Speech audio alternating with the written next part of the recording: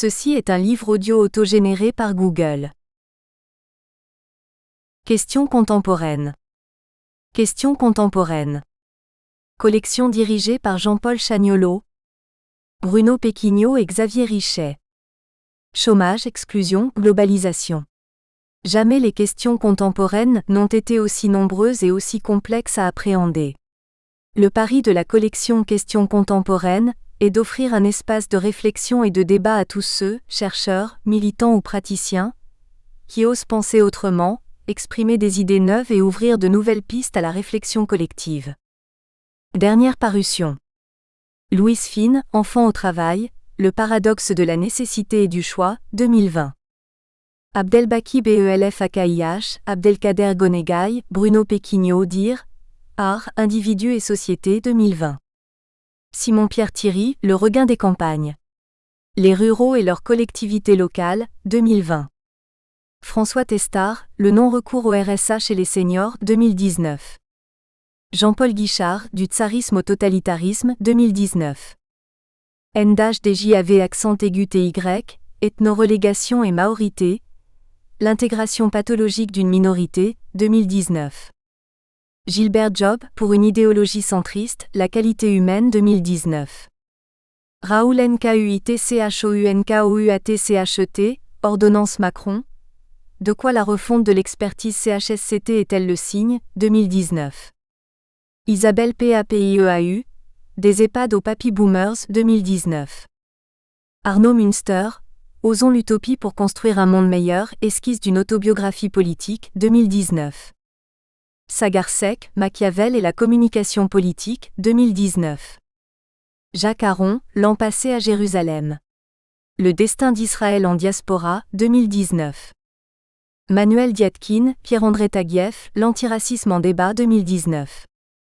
Roland Hureau, Les gilets jaunes ont raison, et bien plus qu'ils croient, 2019. Robert Bibot, Kider Mesloub, Autopsie du mouvement des gilets jaunes, 2019.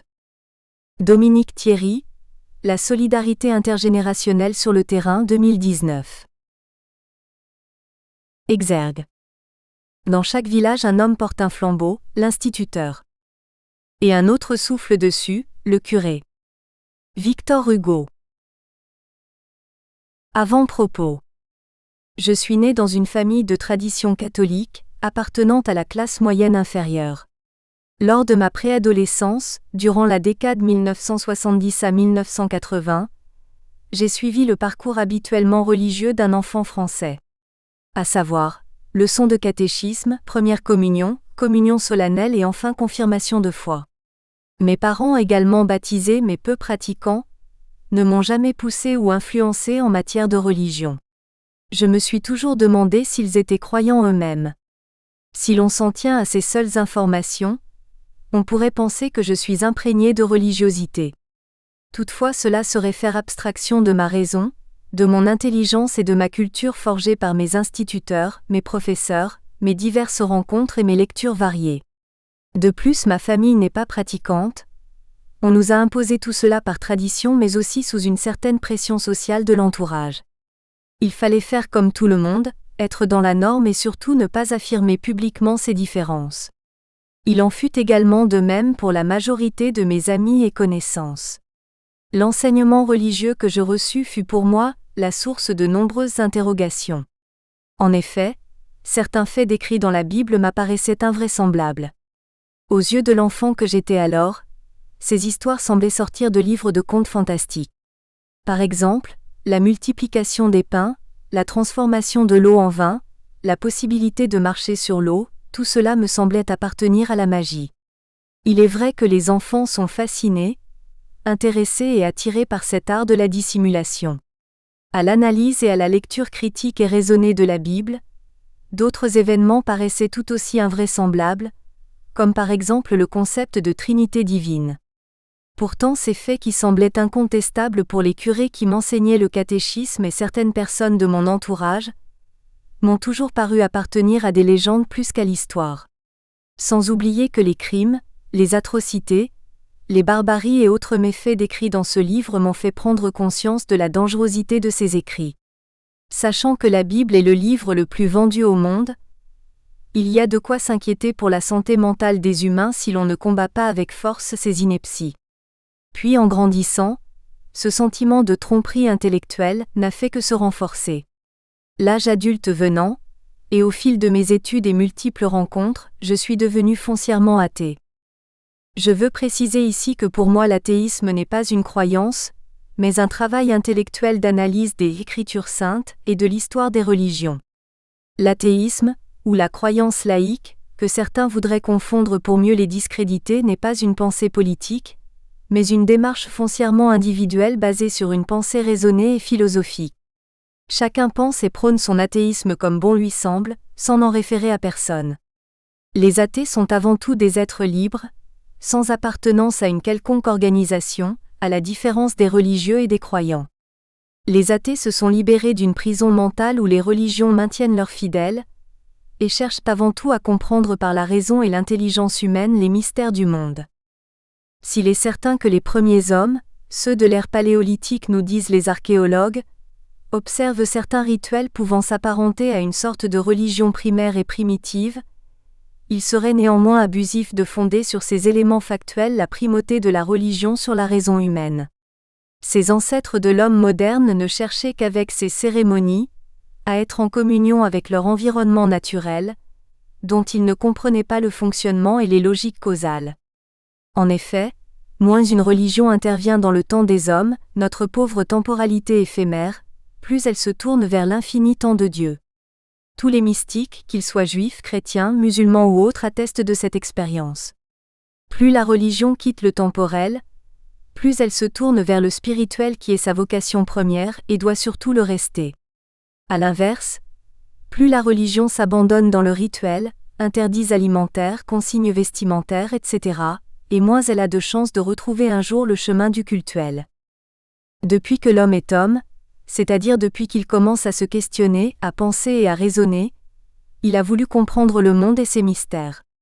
En effet, quelle est la nature de la réalité qui nous entoure ? La réponse à cette question ne fut pas immédiate, ce fut un long parcours historique qui continue encore aujourd'hui. Mais au fur et à mesure des progrès scientifiques, d'autres questions métaphysiques apparurent et les religions, toutes les religions, voulurent s'en emparer pour donner des explications simplistes et toutes faites à l'avance.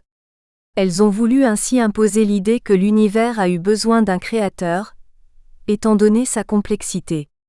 Je démontrerai plus loin que cette pensée est incohérente et contradictoire, car la science peut effectivement répondre incontestablement et indubitablement à la question de la création. Toutefois, certains religieux considèrent également, certes d'un point de vue symbolique, qu'il existe une cause première à l'origine de la vie, qu'ils nomment Dieu ou parfois d'une autre appellation. D'un point de vue politique, des prophètes autoproclamés exploitent les faiblesses, les peurs, les frustrations et les ressentiments des personnes ignorantes. Ils profitent de la crainte ou de l'incapacité de certains d'ouvrir les portes de discours ou de textes qu'ils pensent hors de portée de tout questionnement. La faiblesse intellectuelle de certains groupes sociaux ou d'individus est le meilleur allié de tous les intégristes religieux et des gourous sectaires. Privés de leurs droits élémentaires au questionnement, à l'analyse et à l'interprétation, ces embrigadés doivent ainsi se résoudre à ce que les mots du sacré ne soient que des récitations privées de sens, des mots d'une communion factice d'où l'esprit même est exclu. Certains groupes religieux sont tentés par des formes diverses de communautarisme, et sous prétexte de faire valoir des identités ethniques, sociales ou confessionnelles, refusent l'idée même d'une entité nationale, à la fois multiple et fondée sur des valeurs républicaines partagées. Il s'agit donc aujourd'hui de réhabiliter la laïcité. En effet, celle-ci commença au moment où les hommes décidèrent collectivement d'imposer leur pensée au monde, le jour où ne se contentant plus de contempler passivement l'œuvre de Dieu, ils s'arrogèrent le droit de la questionner, de la transformer et surtout de lui donner un sens par la force partagée de leur intelligence. La laïcité commença à l'aube de la bataille engagée pour découvrir les secrets qu'un Dieu jaloux ne voulait pas divulguer, à tenter de comprendre ce qu'il y avait derrière la vie, derrière les phénomènes qu'il percevait, derrière les apparences. C'est ainsi que les intelligences singulières des hommes, réunies et exaltées par le pouvoir du Verbe, parvinrent à défaire nœud après nœud l'entremêlement mystérieux des principes de la Genèse et du fonctionnement du monde. Refusant la fatalité de l'ici et du maintenant, s'élevant ainsi au-dessus de leur humaine condition, les hommes osèrent formuler l'universel. Portant fièrement cet héritage, l'école laïque est ainsi le lieu de l'élévation par l'esprit. Dès lors que la pensée laïque choisit de s'exonérer des lois que Dieu, directement ou indirectement, avait imposées aux hommes, elle dut, génération après génération, découvrir les lois qui régissent le monde. Elle dut, siècle après siècle, archiver la réalité de notre histoire commune. Comment alors comprendre qu'au XXIe siècle, les trois grandes religions monothéistes dominent encore le monde par leur influence spirituelle, sociétale et politique? Certes, l'histoire de l'humanité est beaucoup plus ancienne que les dernières 5000 années, où apparaissent pour la première fois des rites ancestraux pouvant s'apparenter à des religions. C'est pourquoi il me semble que le fait religieux n'est qu'éphémère dans l'histoire universelle, aussi mêmement que l'histoire des hommes. Acceptons l'idée que nous ne sommes pas éternels, et simplement de passage sur cette terre. Il est donc vain de perdre son temps dans des luttes intestines, qui ne font qu'ajouter du malheur aux souffrances humaines. Il faut véritablement en finir avec toutes les religions, qu'elles soient monothéistes ou polythéistes. Elles n'ont rien apporté de bon aux êtres humains. Je pense que le bilan des religions est largement négatif en termes de messages et d'actes, ou même sur le plan spirituel et philosophique. C'est pourquoi je veux démontrer dans les pages suivantes, l'inanité, la dangerosité, l'inutilité des religions mais surtout l'imposture des églises, synagogues, mosquées et autres chapelles païennes sur la raison et l'esprit critique humain. J'en appelle à l'intelligence de chacun pour se protéger et se sauvegarder de toutes les tentations sectaires d'endoctrinement. Première partie, brèves études critiques et historiques des religions. Le judaïsme. L'histoire du judaïsme s'étend sur plus de 3000 ans, d'environ -1200 avant Jésus-Christ, JC jusqu'à nos jours. La première mention de son existence, hors contexte biblique, apparaît sur la stèle de Mérenta, pierre égyptienne écrite en hiéroglyphes où est mentionné le nom d'Israël. Au XIIIe siècle avant Jésus-Christ, selon la tradition, les racines du judaïsme remontent aux patriarches, c'est-à-dire les pères fondateurs du peuple juif, Abraham, Isaac et Jacob, ce dernier étant parfois appelé Israël. Il est intéressant de noter que Jacob était le fils d'Isaac, qui lui-même était aussi le fils d'Abraham. Il est également intéressant de noter que le personnage d'Abraham se trouve évoqué dans les textes fondateurs des trois grandes religions monothéistes. Toutefois, cela paraît logique si on tient compte du fait que les différentes Bibles et le Coran reprennent les mêmes origines historiques et scripturales. La Bible hébraïque présente les Israélites, les descendants du patriarche Israël, comme les enfants d'une même famille divisée en 12 tribus indépendantes, Ruben, Siméon, Lévi, Juda, Issacar, Zabulon, Dan, Nephtali, Gad, Asher, Joseph, Benjamin, fondés par les 12 fils de Jacob, puis fédérés en un royaume qui se scinde. Le royaume d'Israël et le royaume de Juda. Les débuts de cette histoire sont situés au second millénaire avant Jésus-Christ, après l'effondrement des empires égyptiens et hittites qui dominaient alors le Proche-Orient. Après l'exil à Babylone, déportation des Juifs de Jérusalem et du royaume de Juda sous le règne de Nabuchodonosor II, le royaume de Juda devient une province de l'Empire perse. La Judée, de l'hébreu Yehuda, nom historique d'une région montagneuse d'une partie de la Cisjordanie et du sud de l'État d'Israël actuel, ce nom viendrait de la tribu de Juda dont elle constituait le territoire. Les Israélites sont alors appelés Judéens ou Juifs. Selon la Bible, le royaume d'Israël ou monarchie unifiée de Juda et d'Israël est le royaume proclamé par les Juifs. Il apparaît au XIe siècle avant Jésus-Christ. Les réfugiés juifs rencontrent à Babylone les Zoroastriens, religion monothéiste des Iraniens avant l'apparition de l'islam, et ils écrivent la Bible, composée de leur propre histoire, des légendes d'un passé glorieux et d'un grand royaume, des légendes babyloniennes comme celle du roi Sargon sauvé des eaux. La nouvelle religion reprend le principe zoroastrien d'un Dieu unique, mais celui-ci a élu un peuple. Le peuple juif, et il lui ordonne de retourner au pays de Canaan et d'y refonder le temple de Jérusalem. Le pays antique de Canaan correspondrait aujourd'hui à l'État d'Israël, à la Palestine, à la Cisjordanie, au sud-Liban et à une partie ouest de la Syrie. Le développement du judaïsme fut progressif et témoigne de paradigmes successifs et parfois opposés. Après le retour des exilés de Babylone, la religion juive se divisa entre Judéens et Samaritains, ces derniers refusant l'interprétation de la Torah, que proposent les prophètes ainsi que la centralité de Jérusalem. Le judaïsme est composé à cette époque de plusieurs groupes: les Esséniens, les Zélotes, les Pharisiens, les Sadducéens, les Hérodiens, les Nazaréens, les Gnostiques et d'autres groupes certes moins nombreux et moins célèbres car n'ayant laissé que peu de traces de leur existence. Tous ces groupes religieux vont se faire concurrence tant pour le pouvoir politique que pour déterminer l'orthodoxie religieuse. Pendant ce temps, un nouveau groupe d'essence juive messianique apparaît, et qui connaîtra plus tard un immense succès, les chrétiens, voir le chapitre suivant. À la suite de la destruction du Second Temple, il semble que les pharisiens deviennent majoritaires au sein de la communauté juive. Ils imposent alors la conception d'une Torah orale, transmise par des grands prêtres. On parle dès lors d'un judaïsme rabbinique.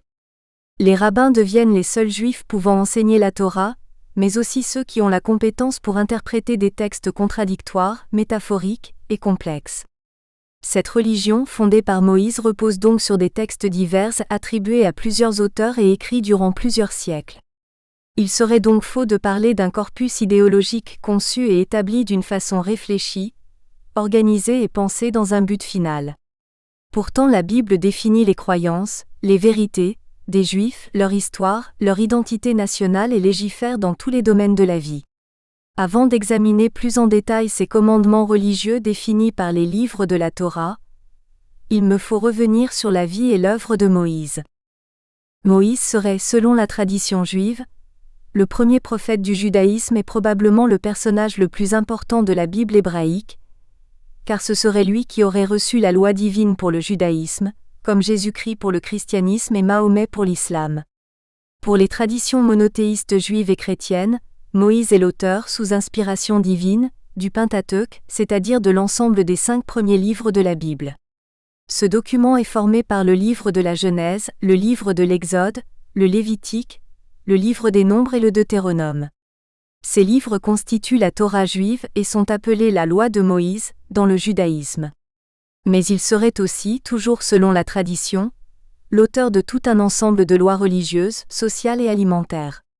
Certains rabbins attribuent également à Moïse la Torah orale, que constituent les commentaires de la loi divine. Commentaires et interprétations que les rabbins se disputent encore aujourd'hui. Aucun de ceux-ci ne peut certifier la véracité des paroles de Moïse. Chaque rabbin interprète donc comme il l'entend les paroles de Moïse. On comprend dès lors les déchirements, les disputes, les excommunications, les paroles de haine actuelles que certains s'adressent au sein même de leur communauté. Si on n'arrive pas à faire la paix en famille, comment prétendre délivrer un message au monde? Moïse est né en Égypte, de parents hébreux, mais on a du mal à situer précisément la date historique de sa naissance. Devenu adulte, Moïse se rend compte des difficultés et des persécutions que son peuple subit. Puis, vers l'âge de 80 ans, il était temps, il vit une expérience spirituelle que la Bible décrit comme une vocation. Dieu l'appelle d'un buisson en feu mais qui ne se consume pas, et lui confie la mission de libérer le peuple hébreu de l'esclavage qu'il subit en Égypte. En effet, la liberté du peuple d'Israël est encore à construire et à organiser. C'est un processus législatif qui doit conférer au peuple juif son identité par l'édification de normes et de réglementations, régissant la coexistence des individus. Toutefois, il n'existe aucune trace historique de l'existence de Moïse, en dehors de la tradition orale et des récits bibliques. C'est pourquoi certains ont remis en cause la rédaction mosaïque de la Torah, notamment Baruch Spinoza, 1632 à 1677, dès le XVIIe siècle, sans pour autant nier l'existence même de Moïse. Il affirme également que nombre d'assertions théologiques sont en fait des prises de position politiques, qui n'ont rien à voir avec le texte biblique. De plus, il exprime le fait que si celle-ci ne peut s'accorder avec la raison, ces contradictions doivent se dissiper par une étude minutieuse et une lecture attentive du texte qui interdira à son lecteur de le transformer en l'interprétant, et à le réinventer selon les besoins du moment. Suivons donc ce conseil et rentrons dans les commandements religieux, définis par les 5 livres précédemment cités. Mais avant, rappelons quelques généralités du judaïsme. Premièrement, le judaïsme est basé sur une conception monothéiste, fondée sur la croyance de toutes les puissances en un être unique, appelé Dieu ou Elohim en langage hébreu. On lui attribue la création de l'univers et la source de la morale, détenant le pouvoir absolu en tout et qui intervient dans le monde à sa guise. C'est un être omniscient qui est le tout, et en qui tout se révèle et s'obtient. Ce concept peut paraître difficile à comprendre et à appréhender pour les non-croyants. Mais il ne s'agit pas ici de prouver ce que l'on affirme, puisque l'on se trouve dans le domaine de la croyance et de la foi personnelle. Il faut donc admettre cela comme un postulat de la religion juive. Néanmoins, ce postulat, donc non contestable, provient d'une soi-disant révélation de Dieu à Moïse. Rien ne nous interdit de penser que Moïse a pris ce prétexte pour être le guide du peuple juif, et en être l'interlocuteur vis-à-vis des royaumes et des empires de l'époque. Deuxièmement, les Juifs orthodoxes, et beaucoup de non-orthodoxes également, croient en un Dieu omnipotent, omniscient et omnibienveillant. La plupart des écrits rabbiniques appuient particulièrement sur ces attributs divins. Pourtant, des questions se posent sur la puissance divine, lorsque l'on voit l'existence du mal dans le monde, et notamment les histoires des pogroms et surtout l'Holocauste. L'omnipotence suppose que rien n'est impossible à Dieu, alors pourquoi celui-ci n'empêche-t-il pas aux hommes de se faire du mal entre eux ? C'est là le paradoxe de ce concept d'omnipotence. Elle repose sur des prémices supposées avérées, mais cela arrive in fine à une conclusion contredisant le sens commun. Pour bien comprendre l'inanité de cette idée, on pourrait dire ceci. Dieu est-il assez puissant pour limiter sa propre puissance ? Dans la négative, il manque donc quelque chose à sa toute-puissance, mais si c'est vrai, il perd alors cette puissance infinie. Cela peut paraître, je l'admets, un raisonnement par l'absurde, voire sophiste, mais l'argument de l'omnipotence est tout aussi fallacieux. La Bible hébraïque, appelée Tanakh, composée de la Torah, des livres des prophètes et d'autres écrits, appelés aussi écrits saints, et la majeure partie du système de pensée formulé et exposé dans le Talmud, ensemble des textes qui compilent les discussions rabbiniques sur l'ensemble de la loi juive, mais dont les commentaires et exégèses continuent encore aujourd'hui, sont considérés comme étant le produit d'une révélation divine. Le message et la révélation aux prophètes sont considérés comme divins et vrais, ce qui ne signifie pas pour autant que les livres prophétiques doivent être lus littéralement. La tradition juive a au contraire toujours enseigné que les prophètes utilisent des métaphores et analogies, comme les orateurs de tout temps. Il existe donc un large éventail d'interprétations possibles pour expliquer les versets bibliques. Néanmoins, les Juifs orthodoxes et traditionalistes tiennent la prophétie de Moïse pour véridique et incontestable. Dieu aurait donné à Moïse des règles sur la manière de comprendre et d'appliquer les lois. Ces règles furent transmises par tradition orale. Cette loi orale fut finalement, du fait des circonstances, couchée sur le papier presque 2000 ans après avoir été donnée à ce fameux Moïse. Cependant, cette vision historique est largement contestée par certains Juifs, qui considèrent que la révélation de Moïse est la première d'une longue chaîne de révélations progressives au cours desquelles l'humanité commença graduellement à comprendre de mieux en mieux la volonté de Dieu. Toutefois, cette façon de voir les choses permet malheureusement pour la raison, à la religion juive de s'adapter sans cesse aux avancées scientifiques et ainsi de justifier celles-ci, ad vitam aeternam. De plus, il n'existe pas de judéchisme, en raison principalement d'absence d'autorité centrale dans le judaïsme. Moïse lui-même, dont le rôle est pourtant essentiel dans cette religion, fut contesté sa vie durant, épisode de l'ouverture de la mer, du veau d'or, de la manne, des 10 explorateurs, de Corée, etc. Aucun texte ne pourrait donc être universellement accepté. Les préceptes de foi n'étaient pas absolument nécessaires aux Juifs, au temps de l'émergence du judaïsme qui fut d'abord la religion d'une nation. La question naquit avec l'apparition de dissensions internes, le christianisme naissant en étant une, et surtout sous les attaques externes, le christianisme constitué et l'islam. Les religions missionnaires que sont le christianisme et l'islam furent contraintes, afin de convaincre divers peuples, d'arrêter une formulation définitive de leurs enseignements, de présenter ce qui tenait du religieux comme étant de l'ordre universel. L'admission des néophytes dépendait donc de l'acceptation de ces principes de croyance. Il ne pouvait demeurer d'incertitude sur ce qui était essentiel, tâche qu'il revenait aux autorités religieuses de remplir, en formulant des dogmes faciles à mémoriser et à assimiler. Ces motivations d'ordre politique étaient moins intenses dans le judaïsme. D'autre part, le judaïsme ne fut jamais porté à l'évangélisation. Les conversions de masse avaient été réalisées dans le but de garantir la sécurité à l'intérieur des frontières, et non de les étendre à d'autres territoires et peuples. Ce que l'on peut mettre au crédit du judaïsme, à l'opposé des autres religions, c'est qu'il reconnaît aux nations leur mérite et ne prétend pas avoir le monopole en matière de justice, ni de justesse religieuse. Les rabbins furent de tout temps entraînés dans des controverses, avec des juifs comme avec des non-juifs, et durent fortifier leur foi contre les attaques des philosophes grecs, des sectes gnostiques, des premiers chrétiens, etc. La constitution d'articles de foi n'avait donc pas été fort populaire dans le judaïsme jusqu'au Moyen Âge et l'apparition de l'Inquisition. Avec le procès du Talmud à Paris en 1242, au cours duquel quantité d'exemplaires furent brûlés sur la place publique, s'ouvrait l'ère des disputations. Non qu'elles n'eussent pas existé auparavant, mais les joutes verbales devenaient de véritables polémiques théologiques à forte consonance politique. Ainsi au XIVe siècle, les 613 mitzvot, nom hébreu signifiant commandement, prescription ou précepte, apparaîtront définitivement comme tout ce qui peut se faire en matière d'articles de foi.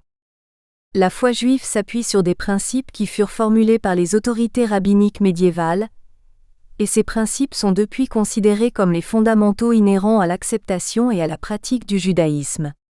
Toutefois, ces fondements théoriques, s'ils présentent un fond idéologique commun, ne constituent pas un catéchisme fixé une bonne fois pour toutes, à l'inverse des chrétiens.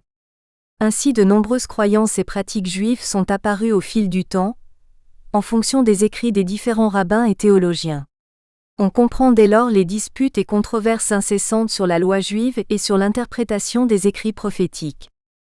Ces 613 commandements sont extraits des livres de la Torah, les 5 livres précédemment cités, mais en pratique aucune liste définitive expliquant les 613 lois n'a pas pu être établie, car d'une part la Torah énonce des ensembles de lois, et il est difficile de savoir si l'on a affaire à une loi énumérant plusieurs cas de figure ou plusieurs lois. D'autre part, certaines prescriptions ne s'appliquent qu'à un temps, une période ou une époque. Voyons donc maintenant en détail ces fameux commandements. Du 1er au 12e, les préceptes évoquent Dieu et les prophètes. Par exemple, savoir qu'il a un Dieu. Ex 20 à 2, l'aimer. LT 6 à 5, le craindre. 10 à 20 DT, sanctifier son nom. LV 22 à 2, etc. Les signets suivant les préceptes se rapportent aux versets des livres de la Torah. Ainsi ex 20 à 2 signifie que cela correspond à la ligne 20 à 2 du livre de l'Exode. LV 22 à 2 correspond lui à la ligne 22 à 2 du Lévitique et ainsi de suite. Il n'y a pas grand-chose à dire sur ces versets, car nous sommes dans le domaine de la croyance pure. Du 13e au 21e, les écrits sont des paroles de paix, de concorde, d'amour du prochain et de bienveillance vis-à-vis des autres humains. Exemple, ne pas haïr son prochain. LV 19 à 17, ne pas opprimer les autres humains. Ex 21 à 22, ne pas se venger. LV 19 à 18, ne pas parler désobligeamment des autres. LV 19 à 18. Comment ne pas être d'accord et adouber ces préceptes? Il faudrait être inhumain pour refuser et réfuter ces obligations et ces recommandations. De toute façon, la majorité des humains agissent ainsi sans savoir qu'il y a plus de 2000 ans, les prophètes indiquaient qu'il fallait se comporter comme cela. Donc ces préceptes n'ont pas une grande portée car les hommes vivent naturellement sans se soucier de ces recommandations religieuses. Chaque homme porte en lui une morale et une éthique qui n'ont rien à voir avec les religions. Toutefois les 13e, aimer les juifs, LV 19 à 18, 14e, aimer les convertis, DT 10 à 19, 15e, ne pas haïr son prochain juif, LV 19 à 18, et 16e commandement, rejeter un pécheur, LV 19 à 17, viennent relativiser les paroles de paix, de concorde et d'amour du prochain. Car si on les applique littéralement, ils ne concernent que les juifs. Où sont les autres humains? Doit-on alors étendre ces préceptes de bienveillance aux non-juifs? Les rabbins en discutent encore aujourd'hui. Le 22e et le 23e commandement ordonnent aux Juifs de lire et d'étudier la Torah, ainsi que d'honorer les personnes qui l'enseignent, les rabbins en l'occurrence. Mais tout de suite après, vient, du 24e au 59e, une longue série de commandements qui refusent, condamnent et rejettent toute forme de religion, appelée idolâtrie, autre que la foi juive. Pire même, le 45e commandement est un véritable appel au meurtre, ne pas craindre de tuer le faux prophète, d'été 18 à 22. Cela veut donc bien dire que les Juifs sont autorisés à massacrer, tuer et anéantir tous les adeptes d'une autre religion.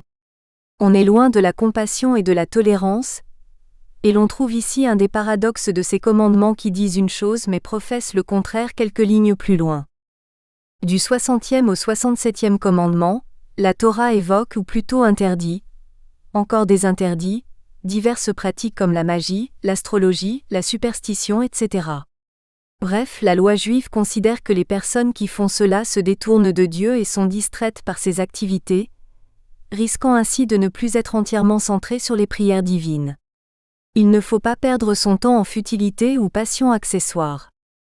Du 68e au 74e, il s'agit de prescriptions d'ordre vestimentaire ainsi que de quelques préceptes qui interdisent de se raser la barbe avec un rasoir, de se couper les cheveux sur les côtés de la tête ou bien encore de se tatouer. Des recommandations fourre-tout.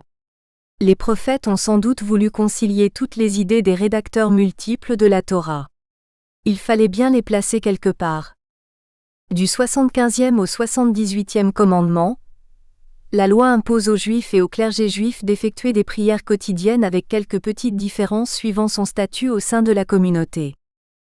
Les 79e, 80e et 81e commandements demandent que les fidèles portent dans un petit boîtier 4 passages de la Bible lors de leur prière matinale, et qu'ils accrochent à l'entrée de leur domicile un boîtier contenant 2 écrits bibliques.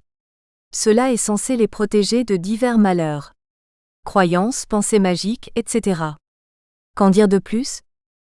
Les 82e et 83e commandements obligent chaque homme à recopier un rouleau de la Torah, mais le roi doit posséder un rouleau personnel sans toutefois qu'il soit précisé dans le texte si c'est lui-même qui doit faire sa propre copie, ou s'il peut s'agir de quelqu'un d'autre qui effectue ce travail au profit du roi. Ce travail de copiste est chronophage et doit être fait avec minutie, car si on se trompe il faut tout recommencer sinon ce travail est invalide. Quel est le but de tout cela sinon d'avilir les hommes par un travail harassant et abêtissant, en évitant à ceux-ci de réfléchir sur le texte copié.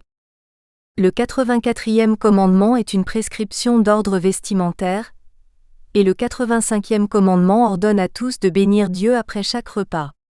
Passons rapidement sur ces 2 commandements, car il n'y a pas grand-chose à en dire, mais on peut se demander ce qu'ils viennent faire ici. C'est un peu la même chose que ce que nous avons dit plus haut concernant la série du 68e au 74e commandement. Le 86e commandement parle de la circoncision. Il fait obligation à tous les Juifs de procéder à l'ablation du prépuce pour tous les nouveau-nés, dès le 8e jour. Comment peut-on justifier et imposer une telle mutilation physique sur des nourrissons ? C'est une barbarie. Traditionnellement, les Juifs justifient cette pratique comme l'entrée dans la communauté et comme un signe de reconnaissance mutuelle. C'est à mon avis une tromperie sur le véritable sens de la circoncision, car que je sache quand 2 Juifs se rencontrent, ils ne baissent pas leurs pantalons pour se reconnaître. La vérité est plutôt à chercher dans la haine religieuse des corps et de la sexualité. Tout acte sexuel a, selon les religieux, pour unique but de se reproduire et ainsi d'augmenter le nombre des fidèles de Dieu. Hors de question d'avoir du plaisir dans une sexualité libre, épanouie et inféconde. Nous espérons que vous avez apprécié cet aperçu. Pour continuer à écouter ce livre audio sur Google Play Livres, utilisez le lien dans la description de la vidéo.